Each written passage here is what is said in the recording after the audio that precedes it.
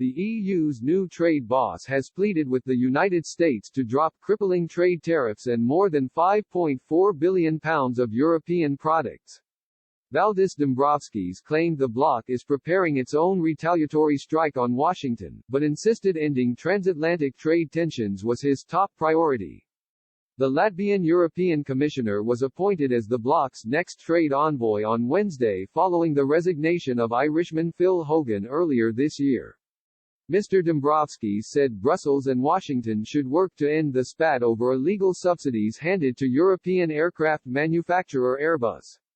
The row sparked the U.S. to impose £5.8 billion of additional trade tariffs on EU products, such as French wines, Italian cheeses and German machine tools. Bureaucrats are waiting for a decision by the World Trade Organization before striking back at U.S. products over similar complaints about state aid handouts to Boeing.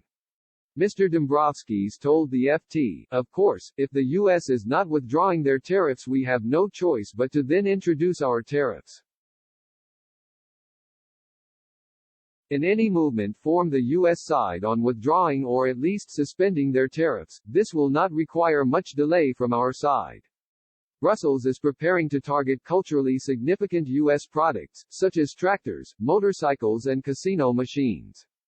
Mr. Dombrovskis said he wanted to build on the work of his predecessor, but added he would not pursue the same mini deals as Mr. Hogan did with Washington. The Latvian said, "I would not be expecting new mini deals like the lobster deal, for the reason that our negotiating mandates are not matching. Our mandate clearly excludes agriculture and the U.S. clearly wants to discuss agriculture."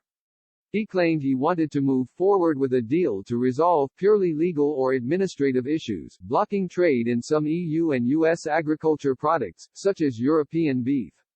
But the trade chief insisted this would not involve lowering the bloc's food safety standards.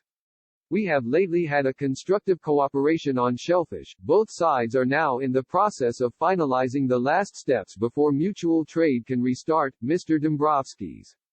"I hope we can intensify our cooperation on other similar issues." In August, the EU agreed to lower the bloc's tariffs on lobsters in a bid to calm trade tensions with President Donald Trump.